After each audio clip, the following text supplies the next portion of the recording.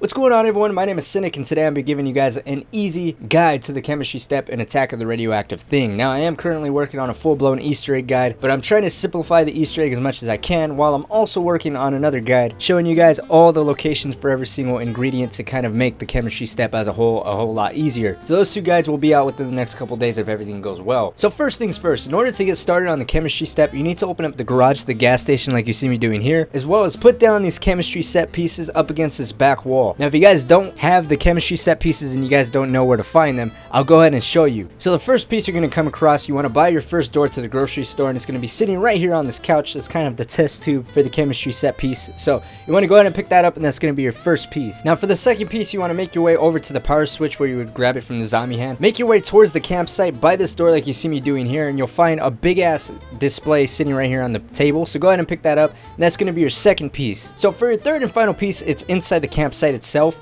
You're going to be picking up a set of dials, which is kind of in front of Mule Munchie sitting on top of another table right here. So go ahead and pick that up. That's going to be your third and final piece for the chemistry set. Now, something to note, you can pick up these three in any order. It really doesn't matter. Just make sure you pick them up before you actually open up the garage, and it saves you the time of backtracking and finding these three pieces. So now the next couple steps you're going to be working on, you can kind of do in any order. Just keep in mind what you're doing and what you have to do next. So essentially what you have to do from here is figure out what the main chemical you're going to be making in your game is and what color you're going to be doing that in. So in order to find out what chemical you're going to be making in your game, there's two radios located around the map. You need a battery in order to insert it inside the radio so you can hear them talk. One of them is located over here by the power station. As you guys can see, it's right here on the ground in front of the porta potty. The second one is located inside the office of the motel, sitting right here on the couch. So again, just insert a battery in them. You'll hear some audio quotes.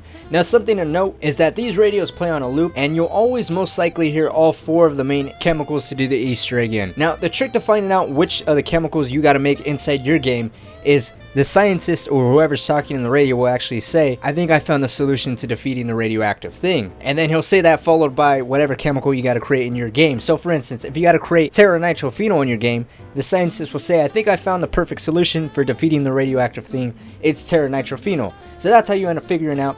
If you guys don't end up hearing it the first time, don't worry. These two radios are in loops. You can always go back, listen to it. But the best thing is, as soon as you hear him say it, just write it down or remember it. Just take note. Just don't forget it. And sometimes you get lucky and you only hear it from one radio. Sometimes you need the other. Other times you need both. It's kind of weird. It seems to be a little finicky. So now the next step is figuring out what color you got to do the chemistry step in. Now, no one really explains why you do it, and it's really confusing if you don't know what you're doing or if it's your first time doing it. So let me go ahead and explain to you why you need to figure out what color you need to do this step in. So as you guys can see, basically from the screenshot, there's a blackboard, there's the chemical on the left, and then on the right side, straight across from it, is the numbers. And the reason why you need to figure out what color you're doing the step in is because through every different color, the numbers change. And there's part of the chemistry step where you're actually going to have to add the numbers together. So if you're in the wrong color, then you're obviously going to get the wrong number and ultimately not going to be able to beat the chemistry step like you're supposed to. Now, in order to figure out what color you're going to be in, there's a small little equation inside the TV station where Alvera is. So if you walk inside here and kind of look up, there's this equation up here that shows this weird symbol times circle equals I. Now, in order to figure out what number equals this weird symbol, you have to head back over to the motel's office, and you'll see this number hanging above the radio that tells you what chemical you're going to be doing. So it's right there in the top left corner of the room. Now this number seems to change every game, but for us in this game obviously it was 6. So it's 6 times circle equals I. So now that we figured out what number that equals in our game, we got to figure out what numbers equal circle in this game to figure out what color we're going to be playing in or doing the chemistry step in. So now in order to figure out what number is the circle in your game, there's going to be 4 areas around the map that you want to cycle through every single color filter. So that would be red, green, and blue. And you want to find which of these numbers does not have a line through its equal sign through all 3 of these colors. And I'll get more into that in just a second. But the first circle location is right there underneath the bridge over on the beach. The second location is right here on the door right next to the garage where you're going to be performing the actual chemistry itself. The third location is right here on the wall in the back of the grocery store right next to where you picked up the test tube from earlier in the video. And the fourth and final location is going to be accessible only through the pack-a-punch room. So of course you got to hold square on this switch, immediately leave. You'll be inside this RV, and the final spot is right here on the refrigerator. So those are the 4 locations for all the circles. Now,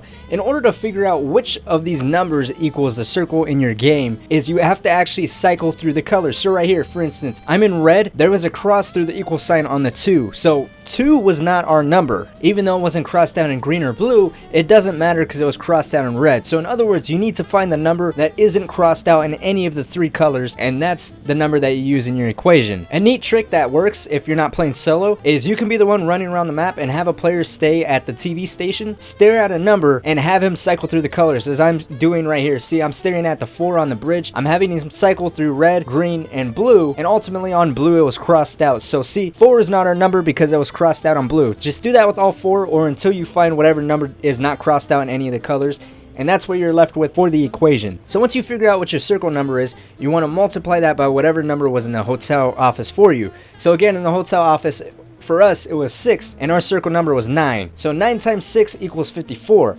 Now with 54 in mind, we had to head back over to Elvira, take a look at this TV screen right next to her, and this tells you what color you got to do the chemistry step in based on what your answer was of the mathematics you just did. So again, for us, it was 54, so we ended up having to play in blue. Now just like the circle numbers and the number inside the hotel office, the screen always changes and is always different per game, so just keep that in mind. But in this game, we had to play in blue, or do the chemistry step in blue, because again, the different colors you're in, you get different numbers whenever you add the chemicals together. So now that you know what color you're going to be doing the chemistry step in, you can move on to the chemistry step itself. Now remember, being in the right color is very important for this step, because in the chemistry step, you're going to be adding the left and the top number of every chemical you're going to try to craft together. So as you guys can see from the screenshots, depending on what color you're in, the numbers for not only glycerol, but everything else on the blackboard changes depending on what color you're in. So make sure you're in the right color, because if you're on the wrong color, you'll be getting the wrong numbers and ultimately constantly be messing up on the equation. So once you've 100% fully confirmed you're in the right color, if you have any doubts on what you're doing in terms of the chemistry itself, this equation inside the garage helps you out. So basically,